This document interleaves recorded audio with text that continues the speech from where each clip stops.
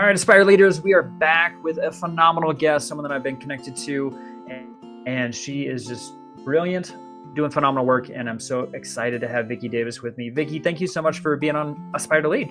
I'm excited about it, Josh. Thanks. Yeah, we get to flip the script. I got to be on your fantastic podcast, the 10-Minute Teacher Podcast, and now you get to be on Aspire to Lead, and I'm just so excited for this conversation. But before we jump in, will you just share a little bit about yourself and your educational journey?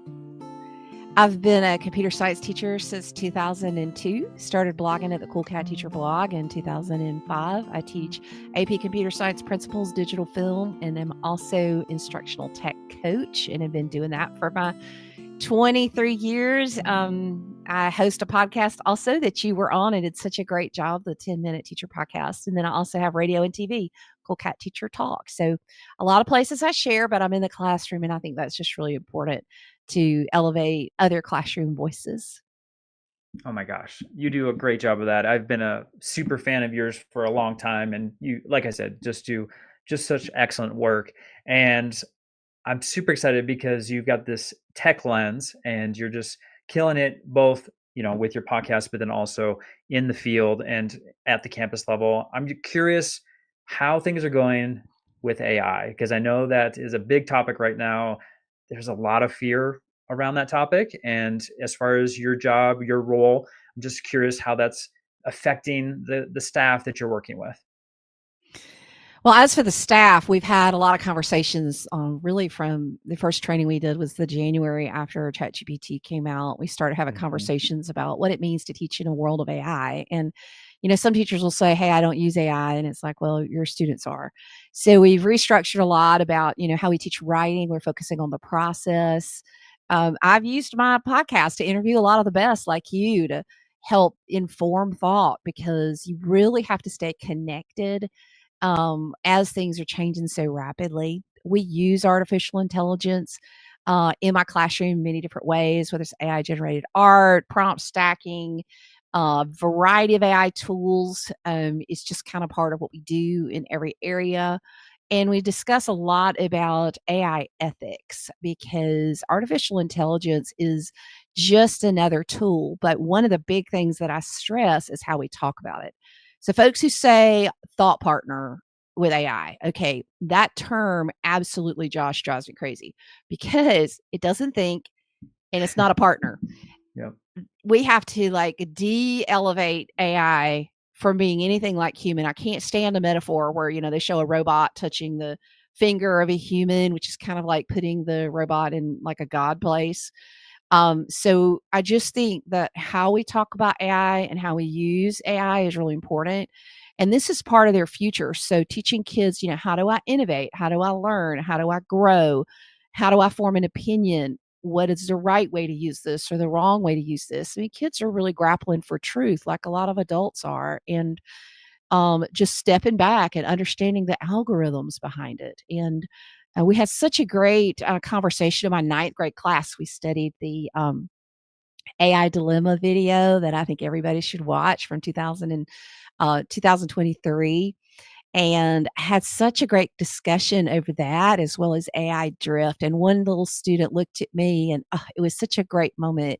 She says, so you're telling me the AI I use today is different than the AI you used yesterday, and it'll be different tomorrow. So I have to be really skeptical when I use it, because I can't always count on it being the same. And I said, listen, 99% of the people on the planet, I think, don't understand it. And if they did, they would approach AI in a totally different way, a much more empowered way, and realize their own value. So obviously you can tell it's something, Josh, we talk a lot about in class. And use and try. So it is important, and there is some fear, but I think that once, teachers, yes, they can use it to save time and all of that, but I think that it does change our pedagogical approach to how we teach in many ways. Yeah. No, there's definitely a learning aspect, and I think some folks are extremely hungry about AI and how it might enhance themselves as a teacher, or even just how to use it within the classroom for their students.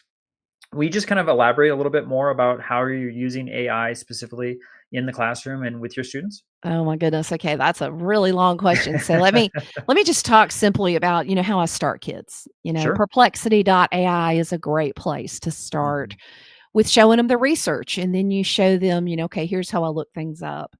And then I'll teach them Perplexity.ai's deep research feature. And how do I generate a deep research report, which are extremely accurate, roughly 10,000 word reports on a variety of topics. And then they can download that PDF. And then I start teaching them this beautiful thing called prompt stacking. So how can I take that deep research report and maybe pull it into either Claude, and what is Claude good for, which is by Anthropic, which Claude is great for more. You can train it more to write like you, and it's more conversational. Or do I pull it into ChatGPT for a task, and how do I do that? Or if we're doing AI art, even if we're using the AI features in Canva, I might teach them, because, we're pretty bad at knowing how to prompt for AI art. Hold on a second. I need to take a sip. 1 second. Sorry. No worries. The Yeah. power of the edit. I know it. Okay. But for example, like AI art, it's really hard to know how to get a good prompt. So a lot of the stuff that's generated is almost like a first grade picture. People who are new at generating AI art generate elementary looking pictures.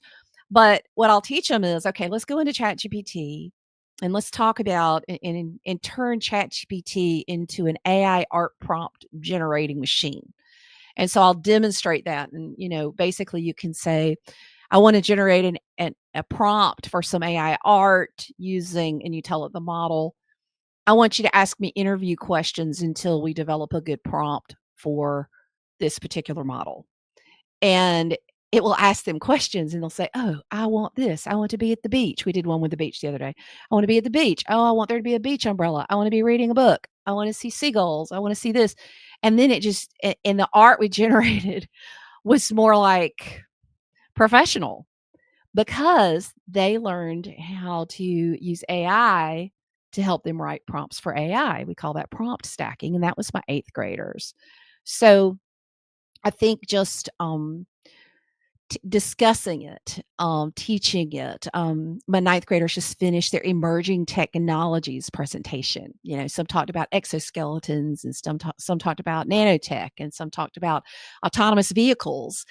And so we took that and then we related that to the AI dilemma, so they could understand that all artificial intelligence goes back to this thing we have now called the large language model, which the first one most people had ever heard of was ChatGPT, right?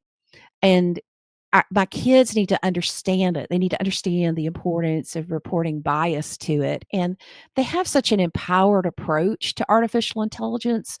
And we also talk about the studies that are showing that an over-dependence on artificial intelligence can actually decrease your critical thinking abilities. So we have these whole conversations on, okay, what's a good use of AI? What's a bad use of AI? And appropriate. And the only way we can do this is not with strict rules, because AI is everywhere, for good or for bad. And a lot of people would argue for bad. It's everywhere. And some people are like, well, let's just get rid of all the laptops and go back to paper. Well, it's kind of like, no, let's learn how to appropriately use it. So there's so many places and ways that we use artificial intelligence, but the big thing is it's not a he or a she, it's an it. Yeah, it's okay to name it. I mean, we name our microwave ovens and our cars and our dogs and our cats, right? So I think it's okay to name it. What's not okay is to call it a he or a she. Right. So yeah, that's kind of the overarching, and gives you a few examples, but it's kind of part of what we do every day. In fact, I'm going to record my radio talk show next week with my AP Computer Science principals kids talking about artificial intelligence. And I'm excited about that. It's going to be fun. Yeah, we got to talk about the radio show later. I can't wait to learn more about that. But I also want to talk about just how you might use AI for formative assessment. Yes. So formative assessment is so much part of what I do. I love Nearpod, quizzes, all these different tools. And I think you should check for understanding when you're teaching content about every 8 minutes, roughly. But where I think that AI is particularly helpful is almost where you teach kids to use it as a formative tool for themselves. you shift that formative to, and that assumes that the AI can understand what the topic is. But for example, I like to have, when kids are struggling, I like to have kids say, so I was teaching search engine optimization today, and I had a student that was struggling with it. And so I said, okay, we're going to use AI for this. We actually talked to my ChatGPT on my phone and said, my eighth grade student doesn't really understand AI influence search engine optimization, but she loves volleyball. Can you explain it to her in terms she understands? Because we were talking about, I just read a stat yesterday from Adobe, and they said that people going to their website, that a 1,800% increase in traffic from AI search to their Oh, wow. site. And there's a whole way you optimize your website for AI search versus Google search. And Mhm. so we were talking about and comparing and contrasting the two ways that you do that. And so, that was an example of how I'm teaching my students, okay, when you don't understand something, use this method, go to artificial intelligence and ask it, relate to something you don't understand to something you do understand, and then go to your teacher and say, okay, am I understanding this correctly? And tell it back to your teacher. And then if your teacher says, okay, then you've just done a great formative method, because you've kind of like not taught yourself, but you've used a tool to help you understand. And then you've said it back to your teacher. So that proactive formative assessment using AI, which I haven't really blogged about, probably need to, I think is probably one of the most useful tools, because we're constantly having conversations about, do I really understand this? How does this really work? And they're relating it to topics they understand. So one kid might be a baseball player, one might be a soccer player, one might like gaming. So they're constantly relating whatever we're learning in class to their topic of interest. And we're conversing and talking about it. And that's a form of formative assessment I've never really done a ton of. It's always been, hey, a quick little assessment, ticket to leave or whatever, that you understand it. And so it's kind of a maturing, I guess, a formative assessment for me. So that's probably my biggest way I love to use. Yeah. I love the impact that you're doing with your students in regards to critical thinking, and then also the creative process behind that too. So I know you do so many wonderful projects with your students. Will you just share a little bit about the critical thinking component to, all the different things you do, and maybe some examples of how you're getting your students to do that? One of my favorite is our app building project that we do on a platform called Mad Learn. And I actually did a global collaborative app building project with them called Mad About Mattering the year before the pandemic. And I've got to get back to all that collaboration stuff that I've done before, but you know how the pandemic was. It shut a Oh lot of yeah. things down A that lot we of all things did. changed. Yeah, exactly. But that particular project, kids are building apps and they self-form teams, and they are creating all the app pages and all that sort of thing. And my sharks, I've had the same sharks for the last, 4 years that I've been doing this. And the sharks have noticed, they're like, why are the apps so much more developed? Why are these presentations so much better? Like, what you started with was like really basic, clunky apps, and now they're slick and they've just got so much thought.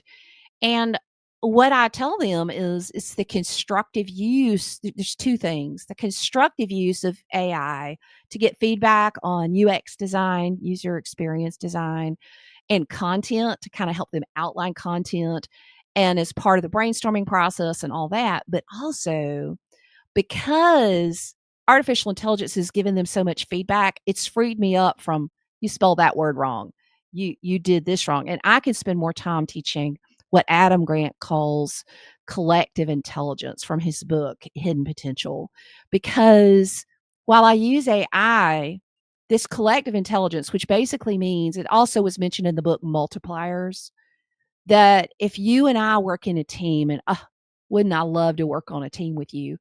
But if you and I Ditto. worked, yeah, exactly. If you and I worked on a team together, Josh, if we're both high performers, so there's some research that if you work within 20 feet of a high performer, that your performance can go up higher than it would be if you were by yourself.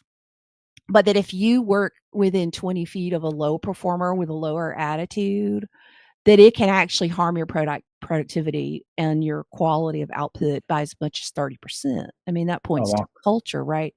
So I Hmm. talk about that. And one thing I love that Adam Grant talks about in his book is the negative impact of narcissism on teams, which is built off some really interesting research they did on NBA point guards. They did this study and they found that the more narcissistic an NBA point guard, that a team would level off and not improve throughout the season.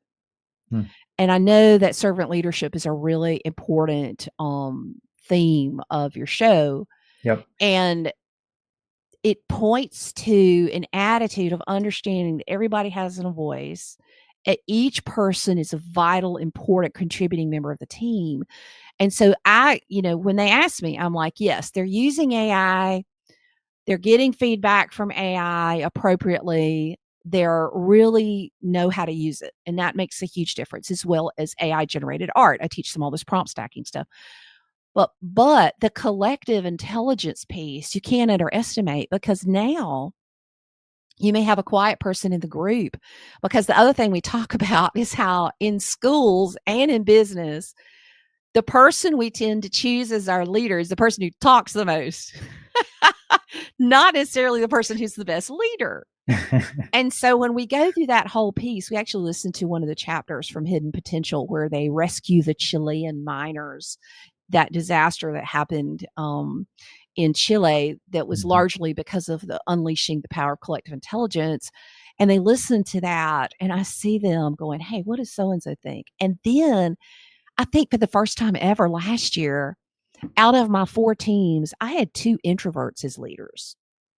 And typically it's been extroverts as leaders. It was such a powerful shift. And so to me, artificial intelligence can do great things and really offload a lot of that lower order teacher is a spell checker stuff Yep. that I'm not great at anyway. And then let me talk about, like, how do we work with people? So that is my premier project. I love that project, but it kind of culminates everything I teach in 8th grade and all that I teach in 9th grade. So the kids are asking me today, they're learning Python programming right now, and they're like, hey, when do we get to start the app building project?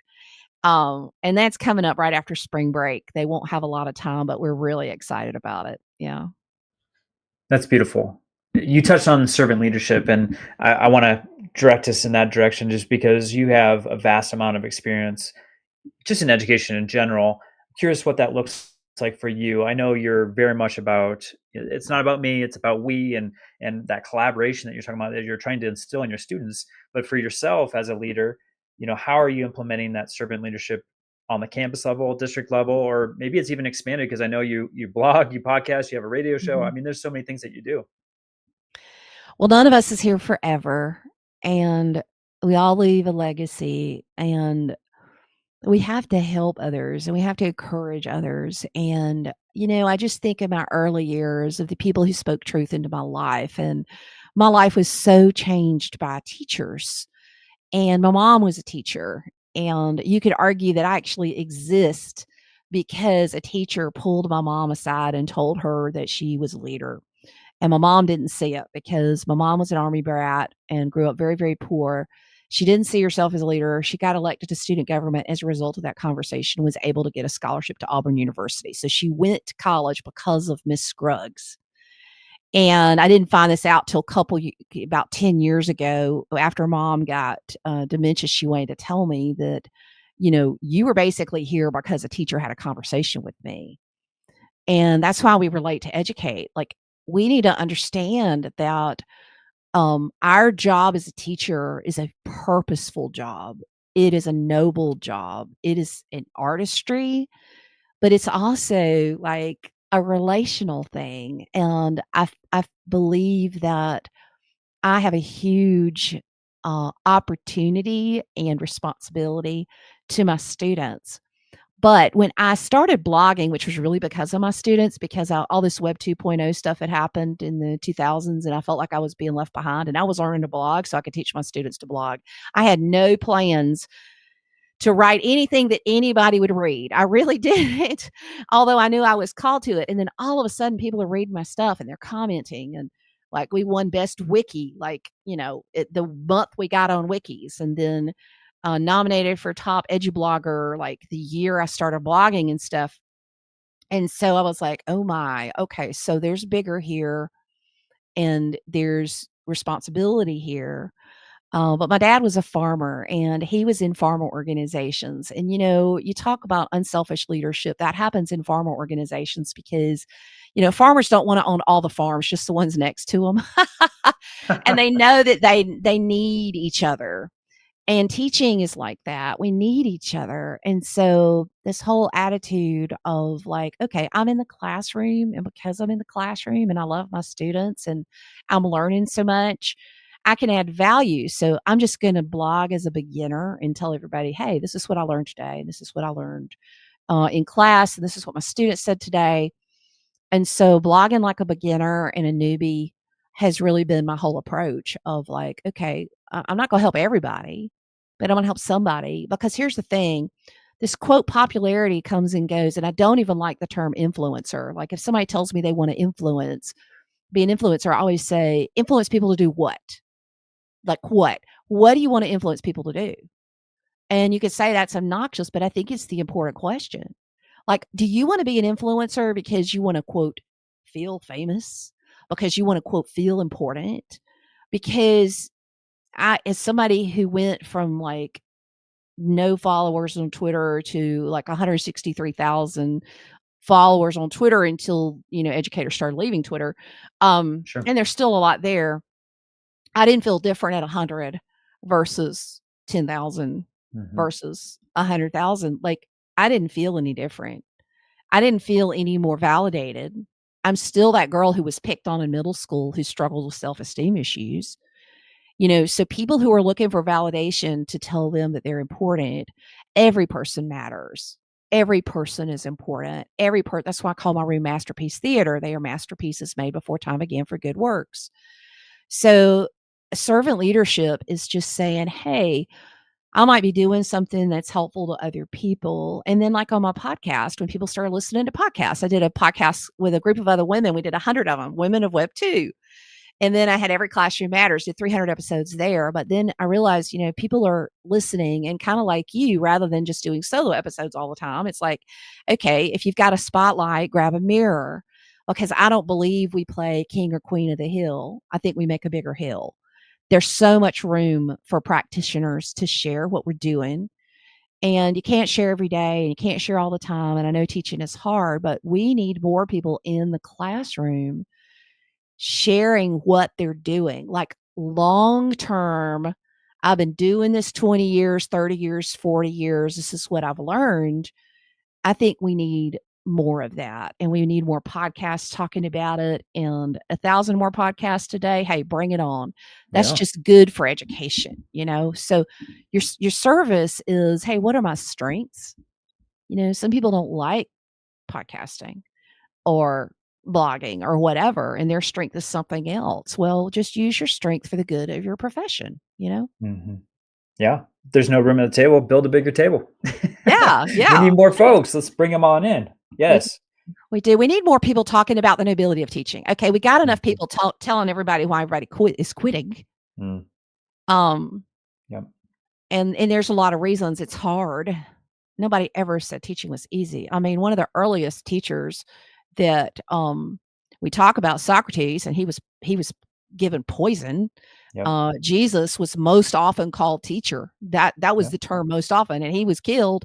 So people, great teachers are not always revered, but we should know that our job is important. And I guess everybody's like, hey, I'm gonna run for the hills. I don't want to be a teacher now that she's giving those horrible examples. But teaching is life changing, and it's so wonderful when kids come back and say, hey, you did this, and we pick up a conversation we had 15 years ago, and they're still my student, and I'm still their teacher.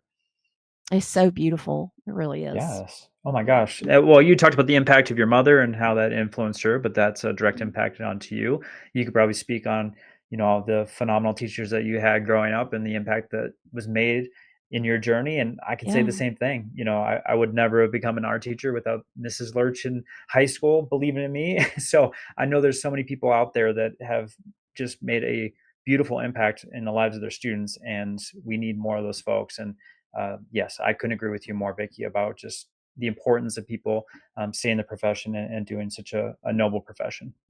Yeah, and even in the app building project, I always say, who are you serving with this app?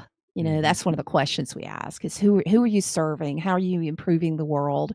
One of the apps that did really well last year was a volunteer matching app for Southwest Georgia to help you find volunteer organizations that fit your interests. And these were made by ninth graders. It was great. So, Wow. serving is an attitude that we need to pass on to children too. Yeah.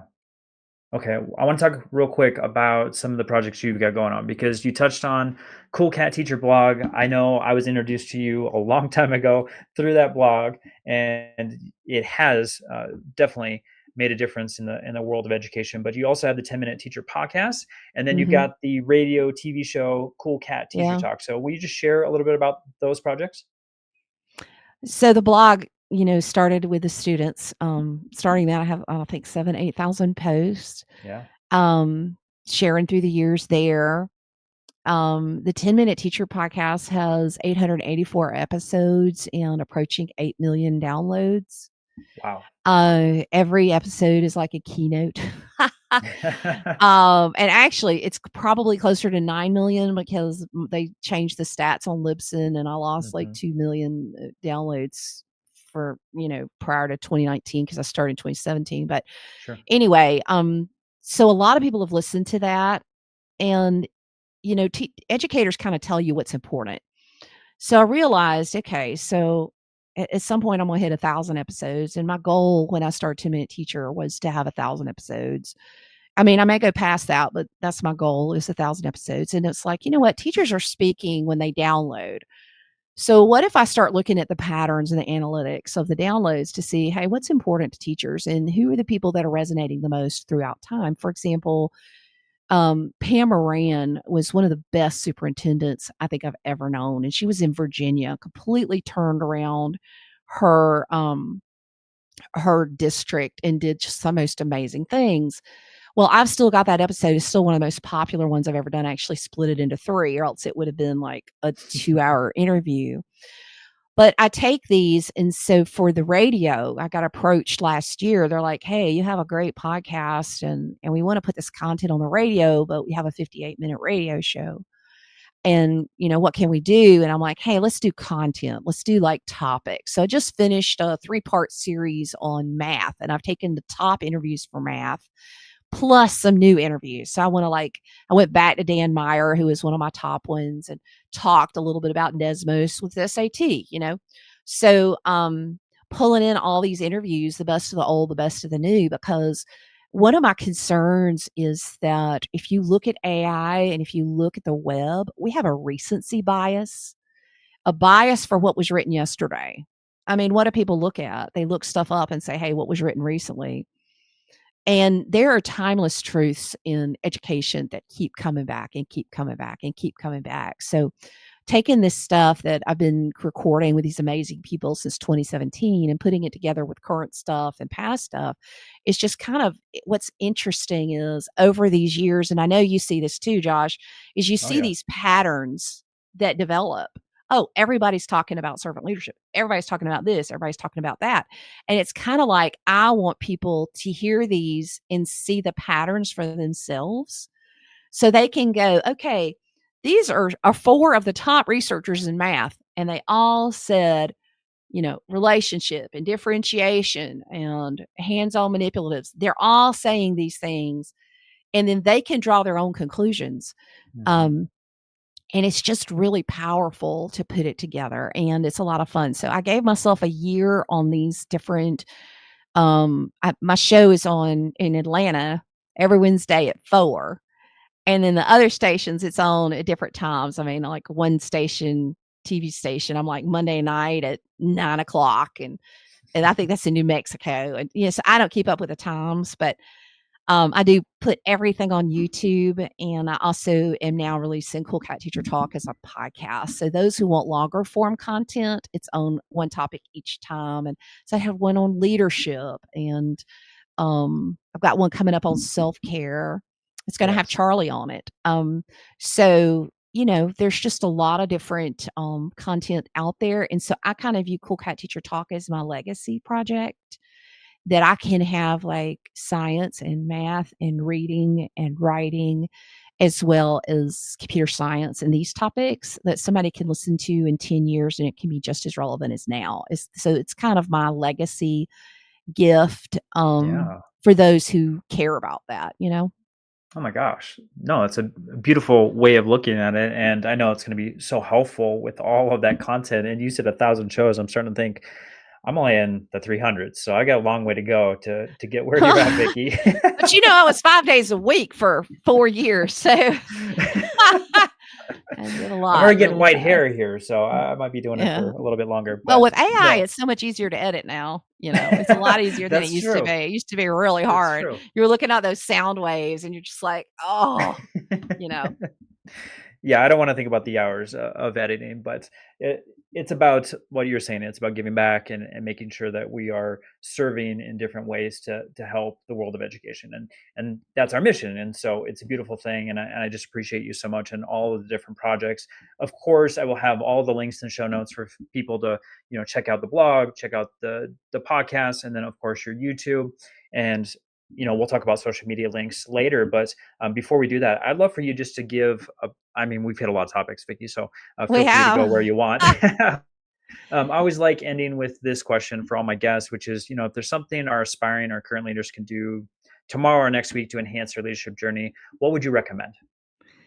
So we all have to have a strategy of innovation. And the one I teach is innovate like a turtle. It's 3, Mm. 2, 1. You have 3 things that you want to learn next, and you just kind of keep a list either mentally or you keep it on a piece of paper in your planner or note or wherever you want to put it. And then you take 15 minutes 2 times a week to experiment or play with something new, try something out. It's kind of like this is like your R&D, your research and development time, and you play. And then one time a month, you teach something new that you've learned to your students or to your coworkers.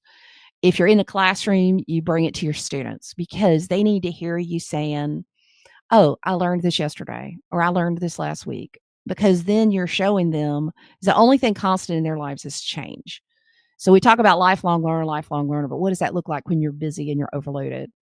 So I always say innovate like a turtle and do the 3, 2, 1 strategy. And it's really my personal secret for how I've done it all these years, is just constantly tiny little bit trying something new.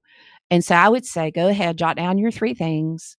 Go ahead and set your first 2 appointments for 15 minutes whenever you can do it, and then try some stuff. And then write a little note in your planner in 30 days or on your list and say, what do I want to share? And then share something new that you've learned. And it really can change your life to just learn a little bit, one little step at a time. And it could be like not a tool. It could be listen to another episode of Aspire to Lead, or try a particular tool, or listen to a particular keynote. Like you could put anything on that list, or read a book. But be intentional about your learning, because our students in the age of exponential growth with artificial intelligence, things are going to change so rapidly for them that we need to be modeling a method of change and learning so that they know that they can do it too. Oh, I love that so much. Yeah, that's brilliant. All right. I want folks to connect with you in every way possible. So for those who have been watching on YouTube, I've been flashing up your website as we've been talking, but I would also love for them to connect with you on social media. So Vicki, will you just share out what's the best way to do so? I am at Cool Cat Teacher everywhere. And yes, that's spelled correctly. Cool Cat Teacher. All C's, right? And Twitter, Blue Sky. I have Flipboard magazines, my blog, my newsletter. A lot of people like to follow the newsletter because that's kind of like the best of everything I'm doing. Or you can subscribe to my podcast, the 10-Minute Teacher Podcast, or Cool Cat Teacher Talk, or all YouTube channel. There's lots of ways. I think the big thing is pick what works for you and let's connect. Yeah, for sure. Everyone's got their favorite platform, but I I just do. want to let everyone know that I am a super fan and subscribe to all of them. So I want you to do the same. I will have the links, like I said, on joshdanber.com and then also in the show notes. And for those who are watching on YouTube, it'll be in the description for you. So make sure that you're checking those things out because Vicki does a fantastic job in everything that she does. She's got just a brilliant mind and wonderful content for folks. So with that, Vicki, I just appreciate the connection. I love getting to know your story, learn more about you, and just the many things that you're doing to impact the world of education. And I appreciate you so much for being on Aspire to Lead. Thanks, Josh. Appreciate it.